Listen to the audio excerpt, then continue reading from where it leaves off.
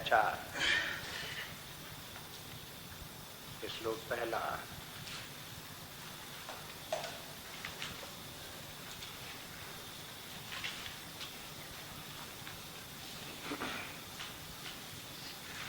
श्री भगवानुवाच इमं विवस्वते योगम् प्रोक्तवानहमव्ययम् विवस्वान्मनवे प्राह मनोरीक्षा कवे ब्रवीत् इमं विवस्वते योगम् प्रोक्तवानहमव्ययम् विवस्वान्मनवे प्राह मनोरीक्षा कवे ब्रवीत्।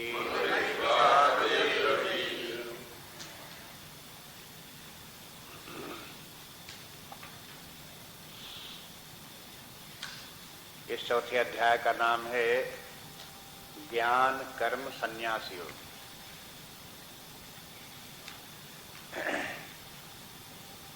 कर्मयोग का प्रसंग चल रहा है, इसलिए कर्मयोग तो ये भी है, लेकिन ये है कर्म संन्यास योग।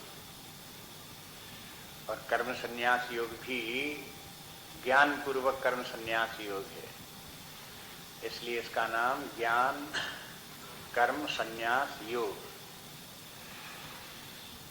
जैसा कि इसका नाम है वही इसकी विषय वस्तु है। कर्म संन्यास से और ज्ञान शब्द से ये सूचना मिलती है कि अभी तक कर्मयोग का तो वर्णन हुआ, लेकिन प्रधानता इस बात की रही कि व्यक्ति अपने कर्तव्य कर्मों को करे और कर्म के फल के ऊपर निर्भर न करे, उसमें आसक्ति न रखे। वो कर्म का फल अपने समय पर अपने अनुसार मिलता है सो मिलेगा, उसका आग्रह करते हैं तो फिर हमारी बुद्धि उसमें लिप्त होकर के हमारे व्यक्तित्व को विखंडित करती है। इसलिए जो है वो विषयों की कामना रख करके, कर्म के फल की कामना रख करके उसी में बुद्धि को अटकाए रख करके काम करना उचित नहीं है, ये समझाने की कोशिश की। अब ये कहते हैं कि कर्म में कर्ता भाव भी नहीं होना चाहिए, इसलिए इस कर्ता भाव के निषेध की बात यहां से प्रारंभ करते हैं। जब कर्म संन्यास कहते हैं तो इसका वैसे तो शाब्दिक अर्थ हुआ कर्म का त्याग,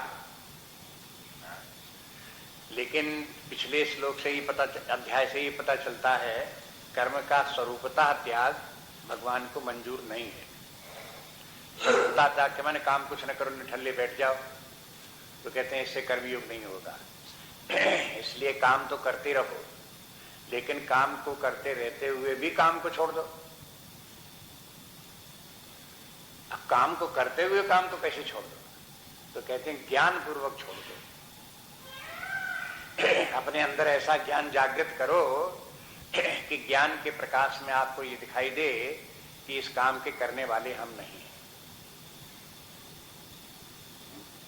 हम कर्म के कर्ता नहीं हैं, लेकिन कर्म हो रहा है। अब ये थोड़ी बात कर्मयोग की और भी गंभीर हो गई। वैसे तो यही बात समझना बड़ी मुश्किल है कि कर्म फल के आग्रह को मत रखो, कर्म फल में आसक्ति मत रखो और कर्म को करो। इसी में लोगों की बुद्धि चकरा जाती है। लोगों को लगता है कि अगर हम कर्म के फल की आशा ही न रखेंगे तो कर्म करेंगे कैसे।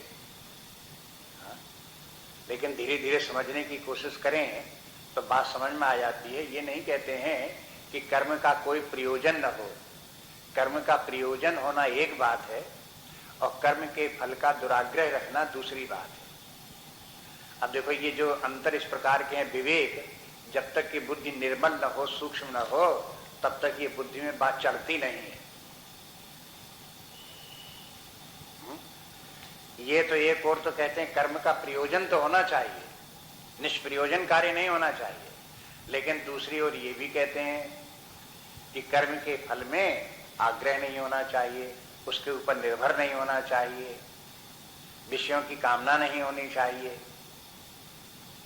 अगर ये बात व्यक्ति को समझ में आ जाए और फिर इसी भाव से कर्म करे भी, तो होता यह है कि साधना की एक सीढ़ी पर व्यक्ति अभ्यास करता है तो अगली सीढ़ी पर पहुंचने के लिए अधिकारी बन जाता है। इसी प्रकार से यदि कोई व्यक्ति कर्म के फल का दुराग्रह छोड़ करके निष्काम भाव से कर्म करे तो उसके कारण से उसमें इतनी योग्यता आ जाएगी, बुद्धि शांत हो जाएगी, सूक्ष्म हो जाएगी और उसको ये समझ में आने लगेगा कि अगर ये कहा जाता है कि कर्म करते हुए भी कर्ता भाव न रखो, अपने आप को कर्म का कर्ता मत समझो, तो ये कैसे संभव है, वो बात व्यक्ति को समझ में आने लगेगी। लेकिन ऊपरी बात अगर कोई समझने की कोशिश करे कि काम करो भी और अपने आप को कर्ता भी न समझो, कहा तो नहीं समझ में आती। तो क्यों नहीं समझ में आती कि अभी कर्म के फल का आग्रह छोड़ करके निष्काम कर्म योग किए ही नहीं, नीचे की सीढ़ी वाला किए ही नहीं। कहा कि हमें वो भी नहीं समझ में आता कि हम कर्म के फल का आग्रह छोड़ करके कैसे कर्म करें, ये हमारी समझ में नहीं आता। तो कहते हैं इसलिए समझ में नहीं आता क्योंकि आपने अपने कर्तव्य कर्म को धर्म भाव से करना नहीं सीखा। आपकी बुद्धि में यही बना रहा कि झूठ बोलने में भी कोई हर्ज नहीं है, धोखा देने में भी कोई हर्ज नहीं है, अपना काम बनाने के लिए तीन तिक्रम कर देने में कोई हर्ज नहीं है। जिनकी ऐसी बुद्धि रहेगी उनको निष्काम कर्मयोग समझ में आने की संभावना कदाचित भी नहीं है। माने जो बात जिस सीढ़ी की जिस बात समझ में नहीं आती और साधना नहीं कर पाता, इसके माने उसके नीचे के स्तर की बात उसको समझ में नहीं आई और उसने किया नहीं। भाई ये तो बार बार बात आपको कहते रहते हैं, अगर किसी छात्र को एडमिशन करा दिया जाए 8वें दर्जे में और 8वें दर्जे में बैठने लगे लेकिन उसको जो कुछ पढ़ाया जाए समझी में ना आवे,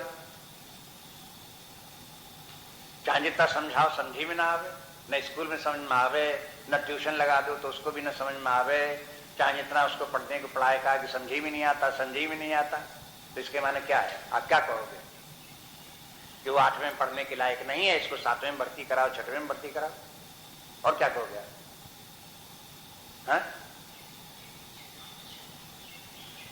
बस इसी प्रकार से आध्यात्मिक साधनाएं एक के बाद एक ऊंची होती चली गई हैं और गंभीर होती चली गई, सूक्ष्म होती चली गई। जैसे जैसे गीता में आगे बढ़ते जाएंगे एक से एक अधिक सूक्ष्म साधनाएं आती जाएंगी और जितनी ही सूक्ष्म साधना उसका उतना ही बड़ा फल। अब ऐसा नहीं कि साधना तो हो गई कठिन सूक्ष्म और फल उसका बेकार, ऐसा नहीं है। अब हाई स्कूल कोई पास करेगा तो उसका फल है और कोई बीए पास कर लेगा तो उसका दूसरा फल है। किसका ज्यादा फल है? जो बीए पास कर लेगा उसको ज्यादा फल है, एमए पास कर लेगा उसका ज्यादा फल है, लेकिन है तो कठिन पढ़ाई है।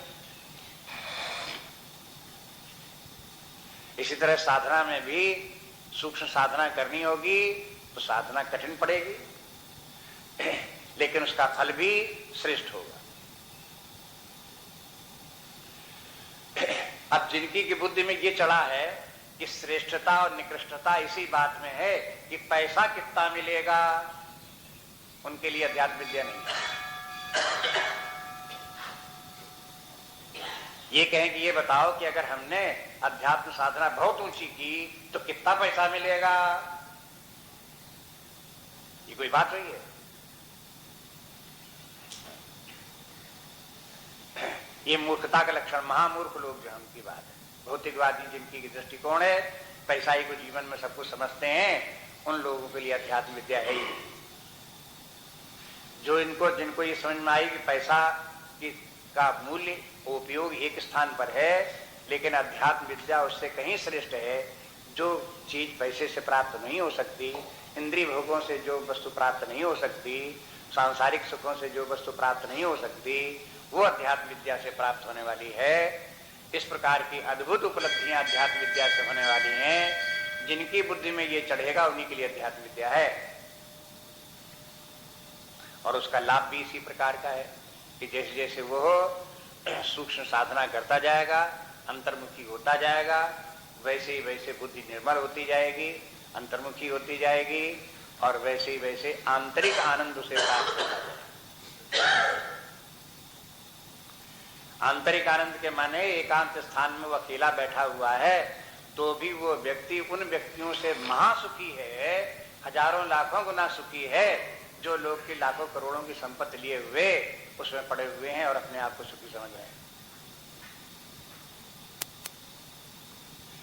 एक बात देखो याद रखनी चाहिए, ये बार बार रिपीट करते रहते हैं कुछ बातों को, कि जितने भी भौतिक सुख हैं वो पराश्रित हैं। पराश्रित के माने है दूसरे व्यक्ति के ऊपर नहीं, दूसरी वस्तुओं के ऊपर।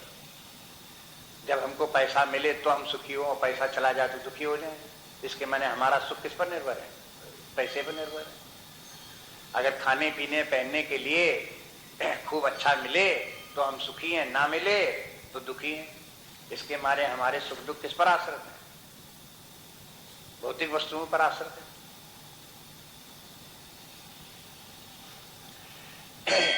और विचार करो तो आपको पता लगेगा कि अगर इंद्रियां न हो तो ये भौतिक पदार्थ भी उपलब्ध हो और उनका सुख प्राप्त नहीं हो सकता। इसके माने हमारा सुख इंद्रियों पर निर्भर है। आंखें हो तो आप टीवी देखो, एक तो पहले टीवी चाहिए, वो देखें तब हमें उसका सुख प्राप्त हो, और दूसरी टीवी के साथ साथ आंखें भी चाहिए। आंखें ना हो तो टीवी धरा रहे, कहां सुख प्राप्त होगा? इसलिए आंखों की जरूरत पड़ती है। अगर आंखें जिनके नहीं है वो टीवी का सुख प्राप्त ही नहीं कर सकते, माने उनका सुख पराधीन, आंखों के ऊपर निर्भर करता है। ऐसे अगर किसी व्यक्ति को कान से सुनाई न दे तो संगीत का सुख उसे क्या प्राप्त हो? इसके माने जितने भी बाह्य जगत के सुख हैं ये सबके सब सुख वो भोग्य पदार्थों के ऊपर निर्भर कर रहे हैं, इंद्रियों के ऊपर निर्भर कर रहे हैं। इसके माने हमारे जीवन के सारे सुख पराश्रित हैं। और आप विचार करोगे तो देखोगे कि ये सुख इंद्रियां भी हों लेकिन स्वस्थ मन न हो तो भी ये सारे सुख बेकार है, कोई अनुभव नहीं आएंगे। मन ही अगर व्याकुल है, अशांत है, तो इंद्रियां सुख कैसे देंगी? और इंद्रियों के पदार्थ प्राप्त भोग्य पदार्थ वो कहां से सुख देंगे? आप देखो फिर हमारे सारे सुख मन के ऊपर निर्भर कर रहे हैं। मन से जब हो ठीक ठिकाने तो सुख प्राप्त हो, इंद्रियां हो तब सुख प्राप्त हो, इंद्रियों के भोग पदार्थ प्राप्त हो तब सुख प्राप्त हो। ये तो बड़ी दीन दशा है। दीन दशा के माने क्या? जो व्यक्ति पराधीन होता है वो दीन है।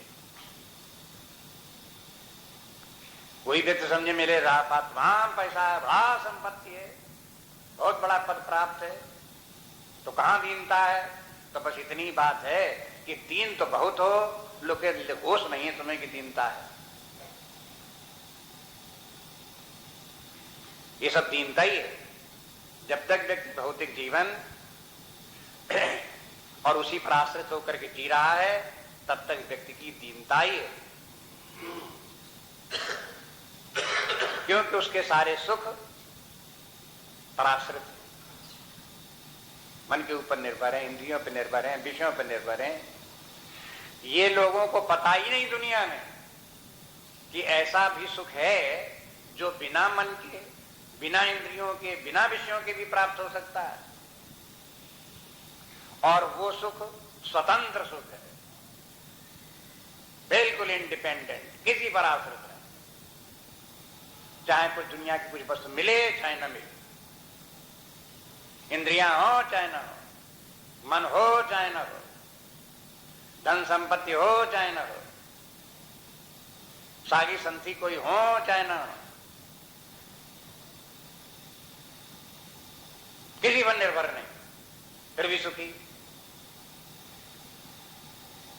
ये सुख जो है वो है स्वतंत्रता का सुख, अपने आप से अपने आप में सुखी।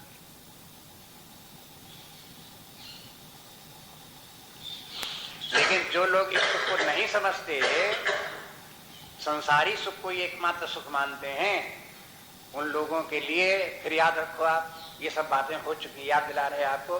दूसरे अध्याय में भगवान ने बोला कि देखो, या निशा सर्वभूतानाम तस्याम जागृति संयमी। दो प्रकार के व्यक्ति हैं। एक व्यक्तियों को तो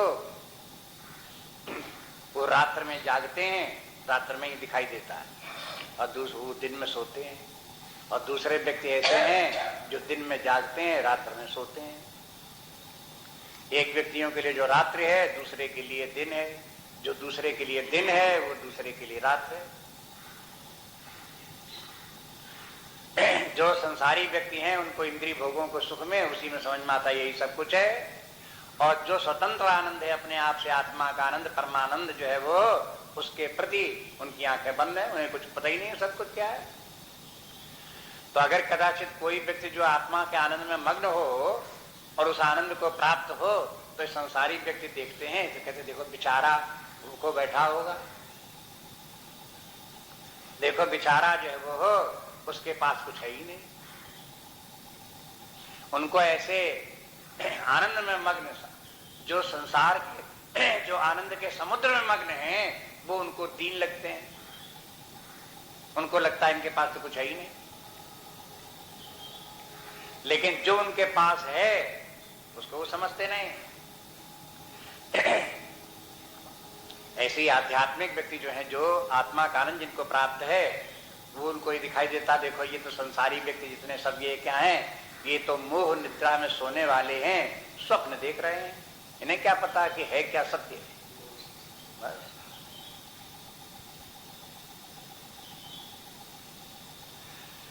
इसलिए शास्त्र का अध्ययन करते करते करते करते हृदय के नेत्र खुलने चाहिए, जो सत्य बात है समझ में आनी चाहिए, दृष्टि बदलनी चाहिए। दृष्टि ही दो प्रकार की, एक भौतिकवादी दृष्टि, एक आध्यात्मिक दृष्टि। भौतिकवादी दृष्टि में कुछ और ही दिखाई देता है, आध्यात्मिक दृष्टि में कुछ और ही दिखाई देता है। शास्त्र धीरे धीरे करके व्यक्ति के हृदय के नेत्र खुलता जाता है। जैसे से आप पीछे अध्ययन करते गए, बार बार इन अध्यायों को पढ़ते रहें, इन श्लोकों को देखते रहें, इनके ऊपर बार बार मनन करते रहें, और जहां तक पहुंच गए हैं, भगवान ने जितनी शिक्षा दी, जो बात बता दी, उतनी बात को चित्त में पकड़े रहें और बार बार स्मरण रखें, उसी में स्थित रहने का अभ्यास करें।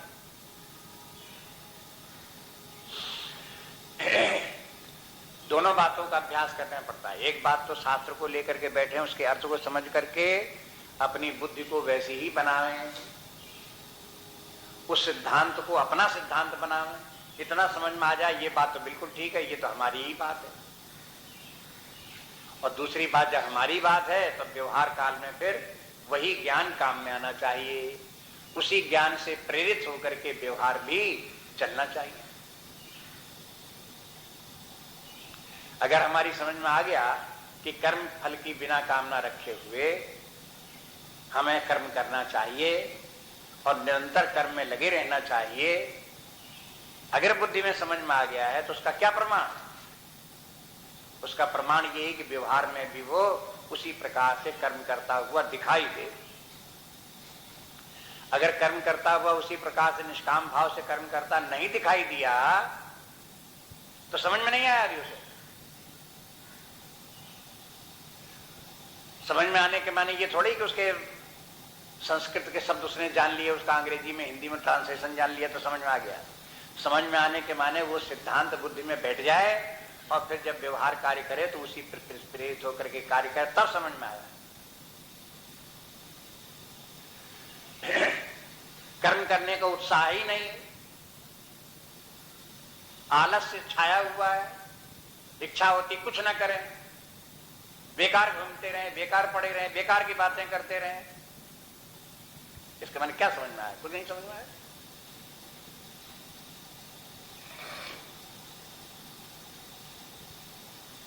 कुछ समझ में नहीं आया।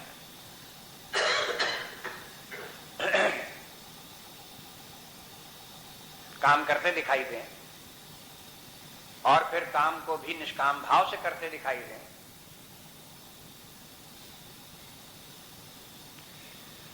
अब एक एक स्टेप्स, एक एक सीढ़ी पे से चल पाता है, ज्यादा सीढ़ियां एक साथ चल नहीं सकता। कभी कभी ये देखे जाते हैं कुछ लोग जो है निष्काम कर्म भी करते हैं। निष्काम कर्म का अर्थ उन्होंने अपने ढंग से लगाते हैं। वो कहते हैं फ्री काम करना निष्काम कर्म,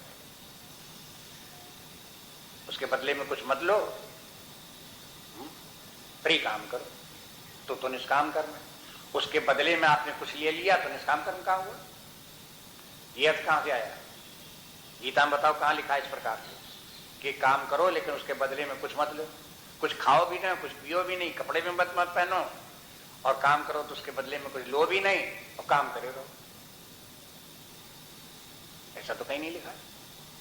लेकिन लोग बात कहीं कहीं निष्काम कर्मयोग का अर्थ यही लगा लेते हैं कि फ्री काम करो तो निष्काम हुआ, और पैसा ले लिया तो कहां निष्काम हुआ, खाना ले लिया तो कहां निष्काम हो गया, कपड़ा ले लिया आपने तो निष्काम कहां हुआ? ऐसा नहीं है। काम करो, उस काम करने के बदले में खाना मिलता खाना खाओ, पीने को मिलता पियो, पहनने को मिलता पहनो, लेकिन उसके लिए जो कुछ ही मिलता है उसके प्रति बुद्धि को उसमें लगा के एंटेंगल करके उसके आश्रित होकर के उसी का चिंतन करते हुए बुद्धि को बिगाड़ो मत। जिस समय जो कुछ फल प्राप्त हो उसको सहज भाव से प्रसाद रूप में स्वीकार करो और जीवन यात्रा को चलने दो, लेकिन कार्य जो वो हो लोक कल्याण के लिए कार्य में निरंतर लगे रहो।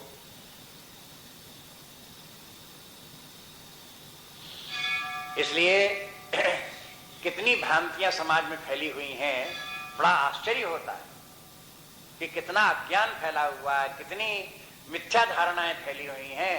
इनको देखो तो कुछ कहते नहीं बनता कुछ। और वो सब वे लोग जो है उतने भ्रांतियों में पड़े हुए लोग भी अपने आप को बड़ा होशियार समझते हैं, बड़े बुद्धिमान समझते हैं।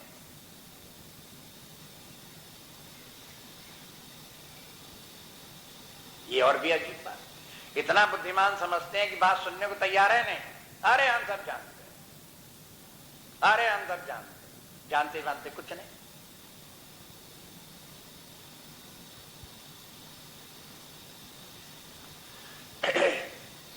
ये समस्या जो है इसको जब तक हम इस सब समस्या को समझे नहीं, अपने आप को ये सब समझ करके उसी प्रकार से जीवन न बनावे, तब तक समाज में फैली हुई जितने अंधकार है, अज्ञान है, उनके मिटने में हम कोई सहायता कर नहीं सकते। अपनी संस्था जो है उसका मुख्य काम यही कि समाज सेवा करो, लेकिन क्या समाज सेवा करो? केवल जो भ्रांतियां समाज में फैली हुई हैं उनको मिटाना ही सबसे बड़ी सेवा है।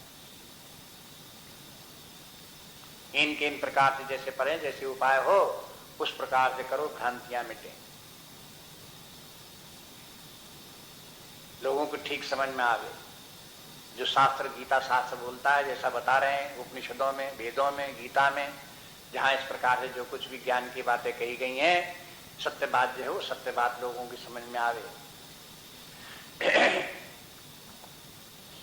एक एक करके बात समझ में आएगी। इसलिए पूरी एक लिस्ट बना करके रखनी चाहिए, और हर स्तर के ऊपर उसके जो लोग प्रश्न आते हैं समाज में उनका उत्तर भी दे सको और स्वयं भी उस प्रकार से कर भी सको। जैसे अगर किसी व्यक्ति को ये समझ में आ जाए कि काम न करने से काम करना श्रेष्ठ है, तो स्वयं तो व्यक्ति काम में लगे ही। और अगर दूसरा व्यक्ति कोई कहे कि नहीं काम करने से न काम करना ज्यादा अच्छा है, तो आप उसको समाधान भी कर सको उसका कि भाई तुम्हारी ये समझ जो है वो ठीक नहीं है, इसमें समझ में ये दोष है, विचार करके देखो, बता भी सको।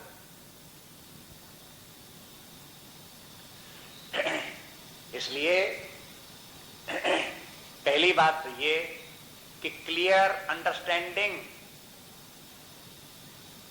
नंबर 1। दूसरी बात यह है कि वो जो कुछ हमारी अंडरस्टैंडिंग है वो प्रैक्टिकल हो, अपने ही जीवन में आवे। और तीसरी बात है कम्युनिकेशन, हम जो बात को समझते हैं उसको कम्युनिकेट कर सकें।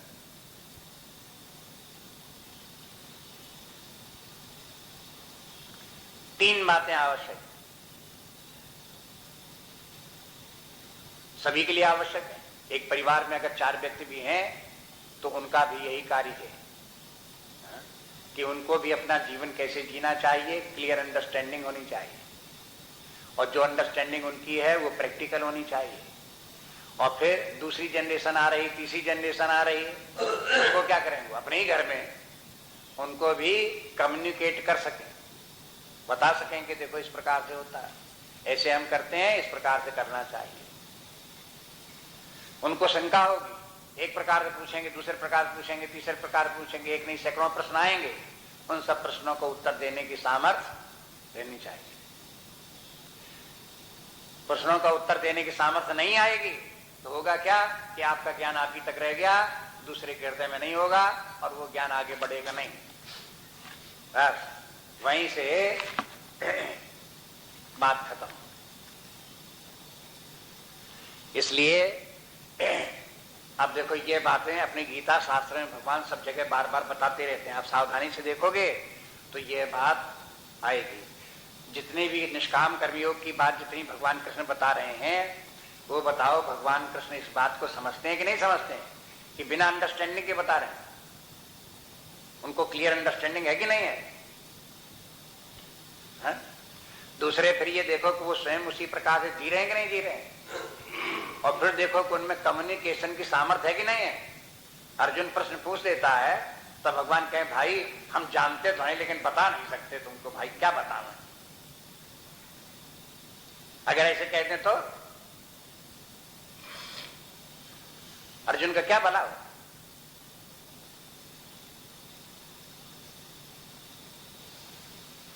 कम्युनिकेशन होना चाहिए जैसे भगवान बताते हैं। और ये भगवान कहते हैं कि देखो ये परंपरा सृष्टि के आदिकाल से चली आ रही है और अब भी चली आ रही है। समाज में, संसार में श्रेष्ठ पुरुषों की पहचान यही है कि जिनमें ये 3 गुण हैं वो समाज में श्रेष्ठ पुरुष हैं। जिनमें ये 3 गुण नहीं है ऐसे व्यक्ति जो हैं वो बच्चे हैं, बाल बुद्धि के हैं, और वो भटकने वाले हैं, और वो फिर परेशानियों में पड़ते हैं, दुखी होते हैं।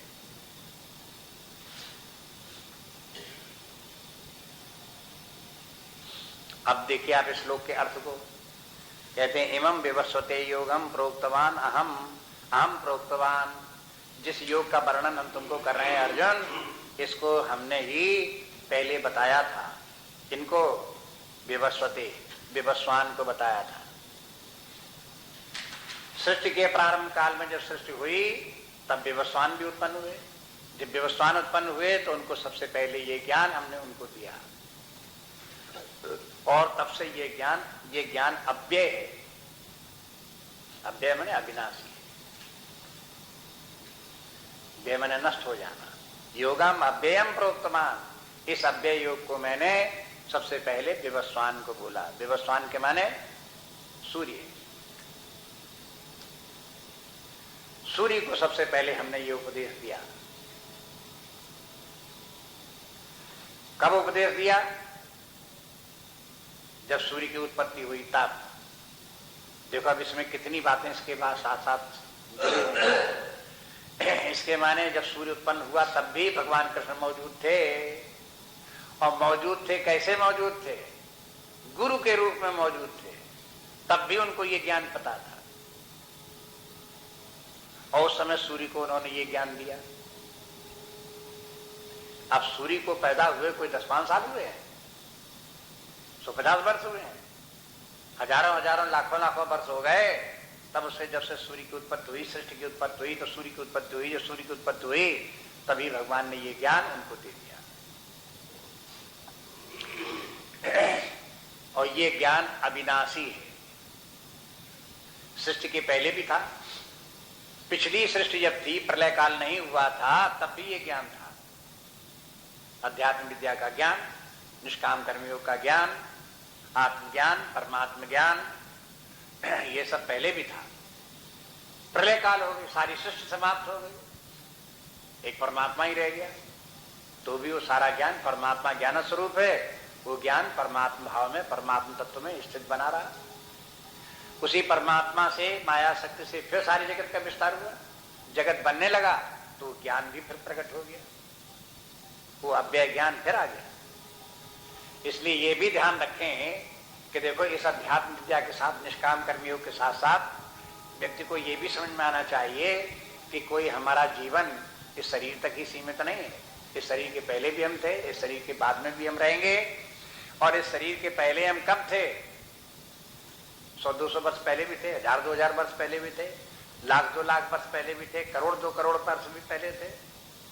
जब सृष्टि नहीं थी तब भी हम थे, और इसके पहले की जब सृष्टि थी तब भी हम थे, और वो सृष्टि के जब तो उत्पन्न हुई थी उसके पहले भी हम थे। कब से हम चले आ रहे हैं? सदा सदा।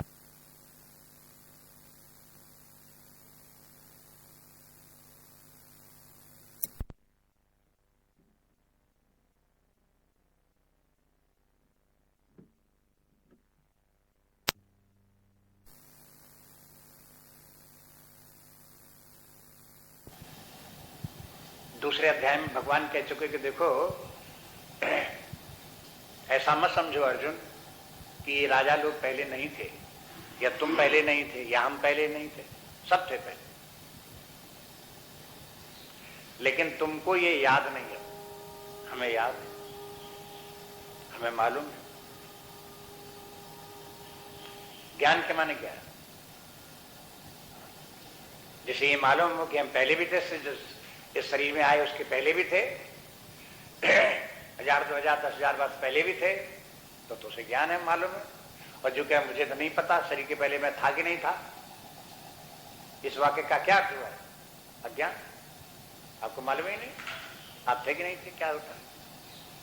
तो ये भगवान कहते हैं कि देखो ये है, हम सृष्टि के आदिकाल में भी हम थे। दूसरी बात ये भी आप समझो कि ये ज्ञान गुरु से शिष्य को प्राप्त होता है। भगवान बने गुरु और सूर्य भगवान बने शिष्य। वही भगवान ने सूर्य का रूप धारण किया और सूर्य बन गए शिष्य। वही भगवान बन गए गुरु और उन्होंने सूर्य को उपदेश दिया, निष्काम कर्म योग का उपदेश दिया। सूर्य ने उसको सावधानी से सुना, सावधानी सुन करके भगवान का उपदेश है, भगवान की शिक्षा है, सूर्य भगवान ने स्वीकार की, धारण की, और तब से सूर्य भगवान जो है अब तक निष्काम कर्मयोग के साक्षात उदाहरण विद्यमान हैं। अपना कार्य रोज नियम पूर्वक करते रहते हैं।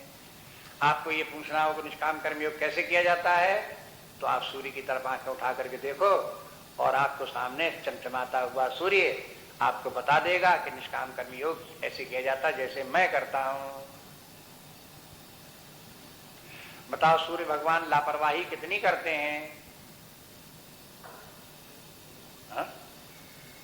जितनी लापरवाही वो करते हैं उतनी आप भी कर सकते हो, आप भी निष्काम कर्मी होगे।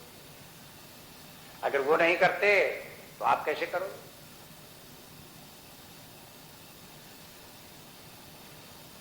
अगर आप लापरवाही करने लगे, समाचार शब्द जो आ चुका है तीसरे अध्याय में, वो आप देखो सूर्य भगवान कैसे समाचार किस प्रकार से भली भांति आचरण करते रहते हैं, कैसे संयम के साथ नियम पूर्वक और अपना कार्य निरंतर करते रहते हैं।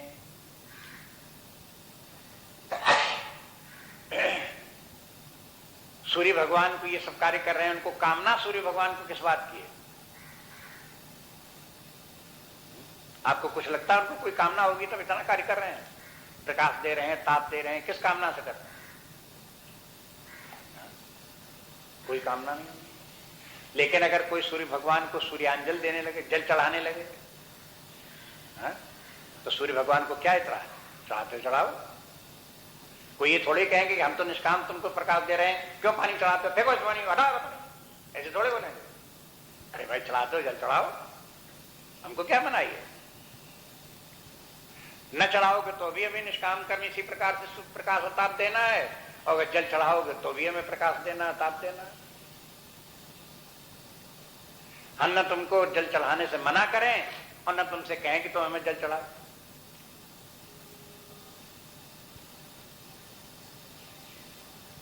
एक बात देखो, ये प्रसंग आ गया तो फिर याद रखो, कामना निषेधात्मक भी होती है, विधेयात्मक भी होती है। अगर आप कहो कि हमको जल चढ़ाओ, हम अपने ताप से तप्त हो रहे हैं, थोड़ा एक लोटा जल चढ़ा दोगे, थोड़ा हमको शीतलता प्राप्त होगी, तो कहिए कामना है। कामना करते हो तुम। अगर ये कहें कि देखो तुम जल चढ़ा रहे हो, जल मत चढ़ाना, तो ये क्या हुई? ये कामना हुई कि नहीं हुई? ये भी कामना है। अब समझने की कोशिश करो। देखो कहां समझने की जरूरत पड़ती है उसको देखो ध्यान दो।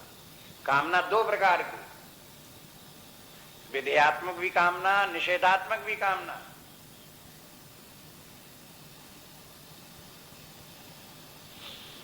अगर कामना नहीं है तो आप कैसे कहते हो कि जल मत चढ़ाओ?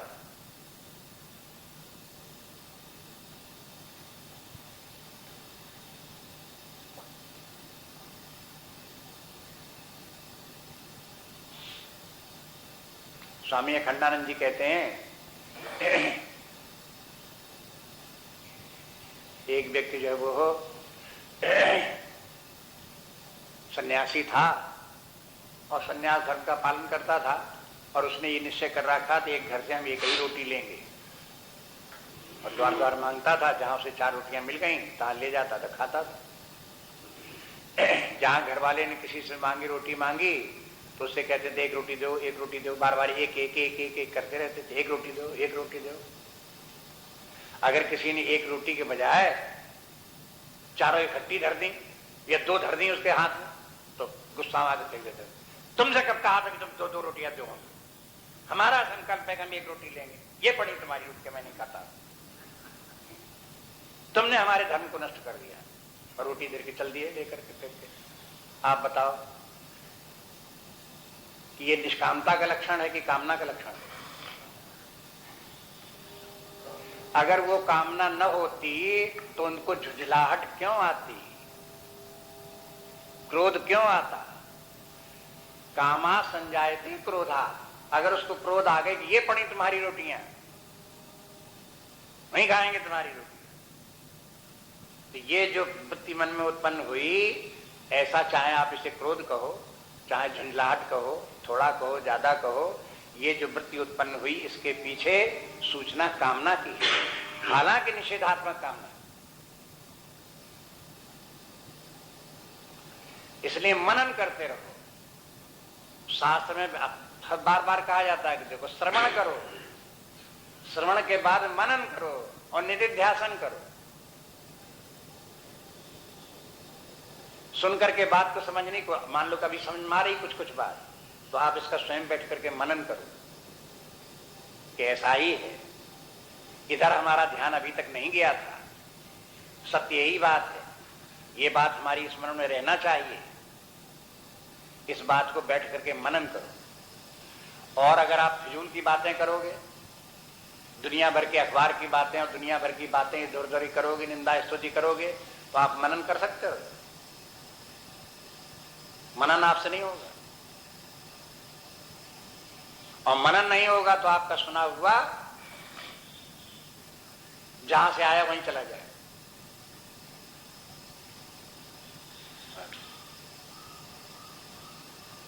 पल्ले कुछ नहीं पड़ेगा, जेब में कुछ नहीं रहेगा। इसलिए सुनो, सुन करके मनन करो और फिर उसी को जीवन में धारण करो, निधिध्यासन करो। व्यवहार काल में भी उसी ज्ञान को बुद्धि में बनाए रखते हुए व्यवहार करना निधिध्यासन। व्यवहार में वो ज्ञान भुलाए नहीं, निधिध्यासन। 3 चीजें, श्रवण, मनन, निधिध्यासन।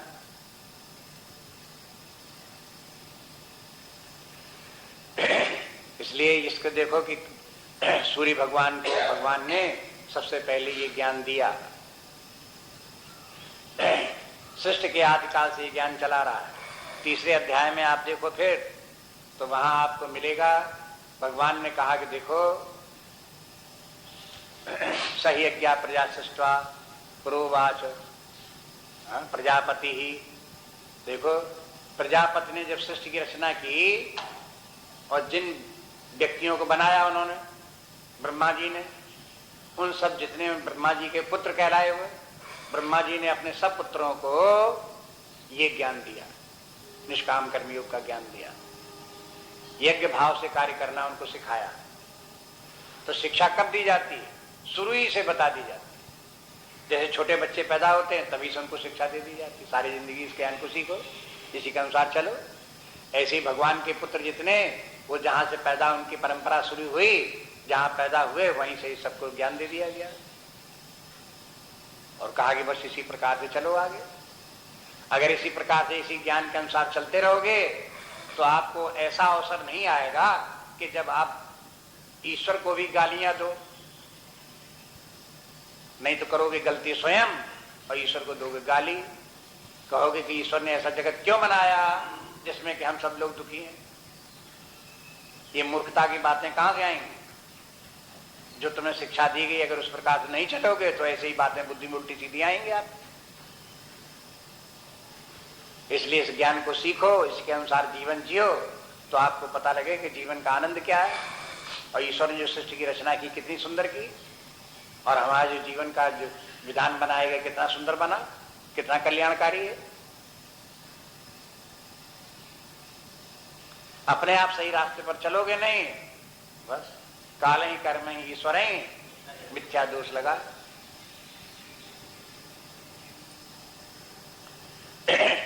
इसलिए सृष्टि के आदि काल में ही ये सारी शिक्षा भगवान कहते हैं हमने सूर्य को दे दी, और सूर्य के बाद फिर आप सूर्य का कार्य हो गया कि जिनको ये ज्ञान प्राप्त हुआ वो अपने पुत्रों को ज्ञान बतावे, पुत्र को फिर पुत्रों तो उनको ज्ञान बतावे। तो यही बताया, चला भी इसी प्रकार से। तो कहते हैं विवस्वान मनवे प्राहा, विवस्वान के पुत्र मनु हुए तो उन्हें मनु को भी सूर्य ने अपने मनु पुत्र को ये ज्ञान दे दिया।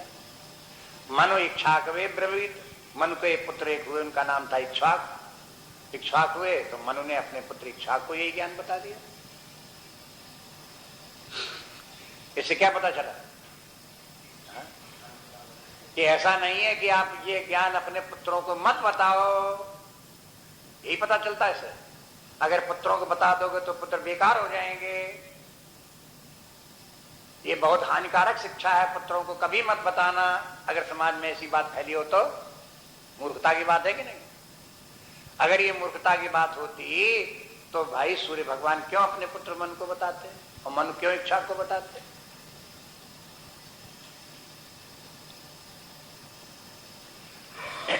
पहले तो बड़े होशियार बन के, चालाक बन करके व्यक्ति जो अपने पुत्रों को ये ज्ञान छिपाते हैं, ये नहीं बताएंगे कि जिनको मालूम है वो भी नहीं बताएं। अरे अभी तो तुम बच्चे हो, अभी क्या करना है, अभी तो तुम खेलो खाओ, जब तुम्हारी उम्र इसका ज्ञान के योग्य हो तब तुम सीखना ये ज्ञान, अभी कौन तुम्हारी उम्र है। ऐसे बोलने वाले मन के लोगों के मन में एक कुभावना रहती है। कुभावना अच्छी भावना नहीं होती, स्वार्थ की भावना होती है। वो अब इसी में अपना स्वार्थ समझते हैं कि पुत्रों को ये ज्ञान मत बताओ, ये संसारी बने रहे, इसी में इनका हित है, अपना भी फायदा इसमें होगा। अगर ये आध्यात्मिक जिनके दृष्टिकोण आ गया इनके जीवन में तो इनका जीवन नाश हो जाएगा और हमारे काम के भी नहीं रहेंगे। ऐसे लोग अपने पुत्रों को ये ज्ञान नहीं बताते और समझते हैं कि हम बड़े होशियार हैं, लेकिन ये सबसे बड़ी गलती है। परिणाम इसका ये होता है कि फिर वही पुत्र अपने पिता इत्यादि के प्रति जब भौतिक व्यवहार करने लगते हैं, भौतिक व्यवहार के माने स्वार्थपूर्ण, अपना स्वार्थ देखते हैं। पिता चाहे मरे चाहे जिए, चाहे कि उसकी तकलीफ हो चाहे आराम, उससे कोई मतलब नहीं, अपने स्वार्थ से मतलब। तब उनको कष्ट होता है कि देखो इतना खिलाया पढ़ाया, इतना सब किया और हम ही से ऐसे बोलता है, हम ही से ऐसे करता है। उसकी शिकायतें फिराने लगती।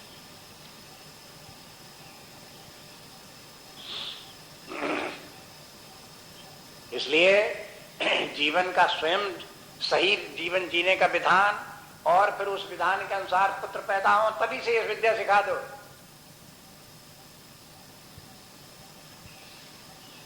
ये नियम चला। ऐसा नहीं है कि सूर्य ने फिर जब मन बुढ़े हो गए तब उन्होंने सूर्य ने बताया उनको, निष्काम कर्मयोग। यह मनु के पुत्र जब इक्ष्वाक बुढ़े हो गए तब उनको बताया कि ये ज्ञान तुम सीखो। जब तक इक्ष्वाक बुढ़े हुए तब तक तो मनु मर चुके थे, फिर उन्होंने कैसे बताया होगा? वो तो अपने जीवन जीते ही जीते बताया होगा। जब जीवन जीते हुए बताया होगा तब तक उनके सामने तो इक्ष्वाक बालक ही रहे होंगे, तब तो बताया होगा। अगर ये कहते हैं कि मुझे मर जाने दो फिर तुम बुढ़े हो जाना तब ये ज्ञान सीख लेना, ऐसा तो कहीं नहीं है, वो संभव ही नहीं।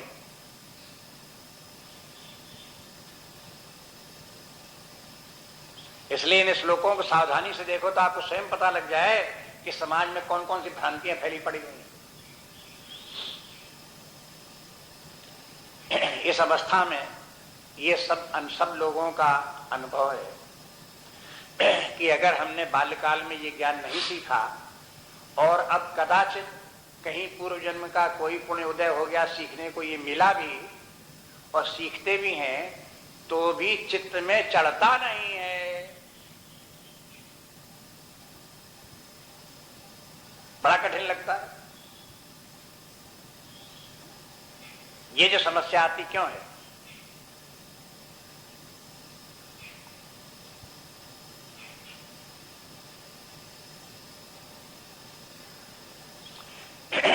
इसलिए सावधानी पूर्वक देखें इस ज्ञान को। ये वृद्धावस्था में सीखने वाला ज्ञान नहीं है, बाल्यकाल में ही सीखने वाला है। और ये भी नहीं कि पिता अपने पुत्र को ये ज्ञान नहीं दे सकता, उसको देने के लिए, इस ज्ञान के लिए आप कहो कि जाओ किसी दूसरे से सीखो जाकर।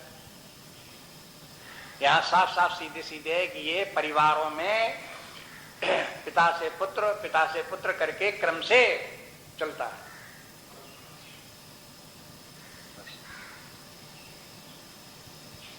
ये बात दूसरी, कहीं कहीं पिता से अगर ज्ञान न प्राप्त हो तो दूसरी जगह प्राप्त कर लो, वहां मिल जाए। लेकिन ऐसा नहीं कि पिता इस ज्ञान को पुत्र को दे नहीं सकता और पुत्र पिता से ये ज्ञान प्राप्त नहीं कर सकता। यहां जैसे ये उदाहरण ये भी हैं और उसमें भी देखते हैं, उपनिषदों में भी, वेदों में भी देखते हैं। बहुत जगह इस प्रकार के उपदेशक हैं, उपदेश देते हैं, शिक्षा देते हैं। जैसे छांदोपनिषद में तत्त्वमसि महावाक्य जहां आया है वहां पिता ने ही तत्त्वमसि महावाक्य के द्वारा आत्मज्ञान अपने पुत्र श्वेतकेत को दिया। पिता पुत्र संवाद है। जब पुत्र पढ़ करके अपने गुरुकुल से पढ़ करके आया तब पिता ने पूछा कि तुमने वो सब विद्या सीख ली जिसके जानने में सब जाना हो जाता है? तो उसने कहा ऐसी विद्या तो हमको गुरु ने नहीं पढ़ाई। तब फिर पिता ने वही विद्या, अध्यात्म विद्या, आत्मज्ञान, परमात्म ज्ञान, ये सब विद्या जो है फिर उसने पिता ने अपने पुत्र को उस समय पढ़ा दी, युवा काल में। अभी वो गृहस्थ नहीं बना था, केवल गुरुकुल से पढ़ करके ही आया था। उसी समय पिता ने वो विद्या सिखा दी। ये नहीं कहा पिता ने कि अब तुम गुरुकुल से पढ़ करके आए हो तो चलो अब तुम्हारा हम विवाह कर दें और गृहस्थ बनो और जब गृहस्थ जीवन जी लेना तब उसके बाद में एक अध्यात्म विद्या भी है उसी भी बुढ़ापे में सीख लेना। ये नहीं कहा उसने, उसी समय सिखा दिया अध्यात्म विद्या। इन सब उदाहरणों से, प्रसंगों से ये पता चलता है ये बहुत बड़ी गलती है कि इस ज्ञान को जो है छिपाया जा रहा है, लोगों को बताया नहीं जा रहा है और जो लोग जानते भी हैं उसको ठीक से नहीं जानते हैं। तमाम भ्रांतियां हैं, उस संबंध में अनेक प्रकार की शंकाएं हैं। परिणाम ये है कि ये ज्ञान कल्याणकारी व्यक्तियों के लिए नहीं हो पाता। जैसा फल इस ज्ञान का प्राप्त होना चाहिए वो लोगों को मिल नहीं रहा है।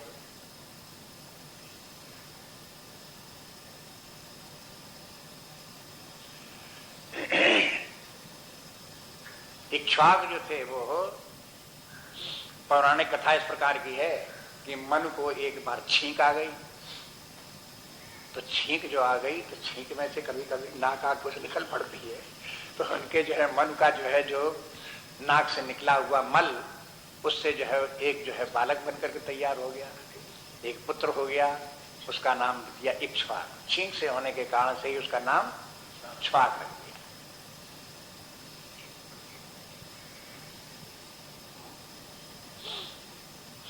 इस प्रकार के पुराण में बहुत कथाएं आती रहती हैं। कभी कभी कुछ लोग इनका जो है इंटरप्रेशन एक तरह से लगाते हैं, कभी दूसरे प्रकार से लगाते हैं। आजकल चलने लगा क्लोनिंग होने लगी। क्लोनिंग के माने एक भेड़ के ऊपर प्रयोग किया गया। भेड़ के एक शरीर का एक भाग कुछ लेकर के उसके द्वारा एक दूसरी भेड़ तैयार कर दी गई। इसको कहते क्लोनिंग। मनुष्यों का भी ऐसे हो सकता है।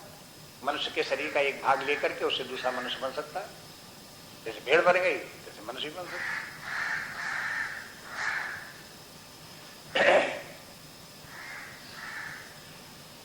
इससे ये पता चलता है कि प्राचीन काल में भी इस प्रकार की क्लोनिंग की सामर्थ्य थी, लेकिन बहुत नहीं थी। उसका ऐसा प्रचलन नहीं था कि सब जगह यही चल जाएगा। कहीं कहीं जहां आवश्यकता हो तहां क्लोनिंग भी हो सकती है।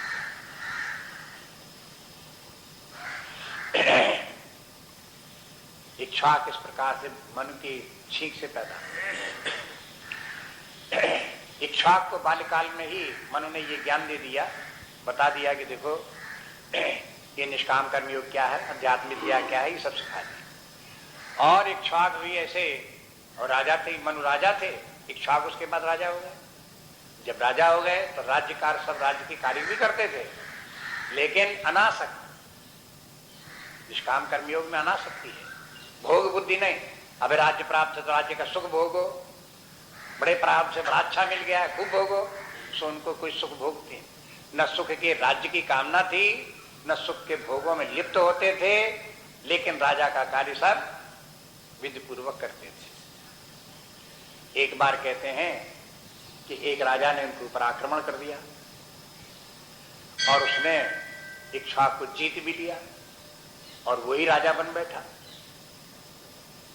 इक्ष्वाक जो है वो राजवंश अपने राजगद्दी से उतार दिए गए तो इक्ष्वाक उतर गए अपने, कोई बात नहीं। लोगों ने कहा कि अब तो दूसरा राजा आ गया, अब आपको उसकी राजधानी में रहना पड़ेगा, इससे अच्छा है कि महाराज अब आप राजधानी छोड़ करके चले जाओ कहीं।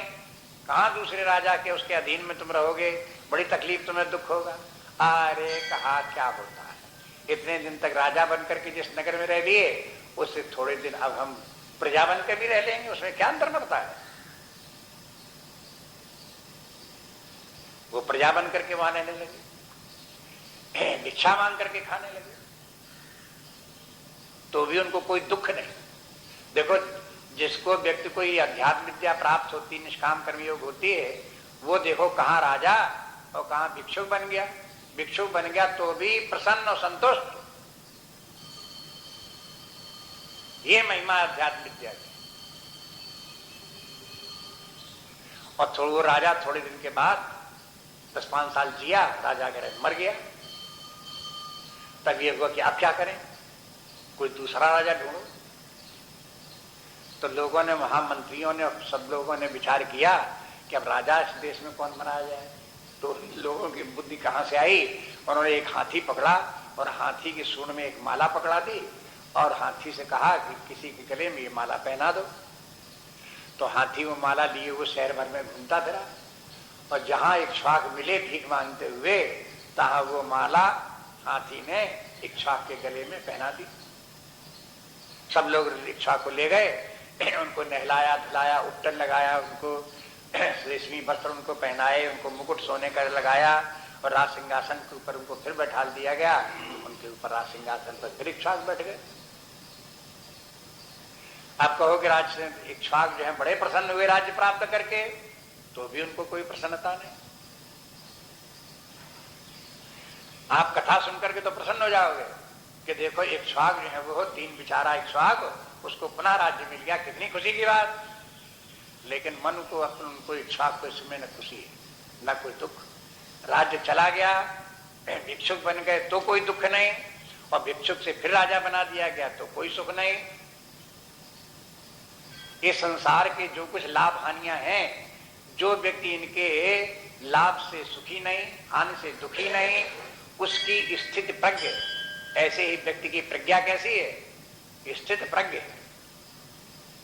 बाकी और दुनिया में क्या होता है, जो स्थित प्रज्ञ नहीं है वो क्षण मात्र में उनकी बुद्धि इधर गई और क्षण मात्र में इधर गई, क्षण मात्र में तुष्ट और क्षण मात्र में रुष्ट। रुष्टे तुष्टा क्षणा क्षणा, क्षण में रुष्ट और क्षण में तुष्ट।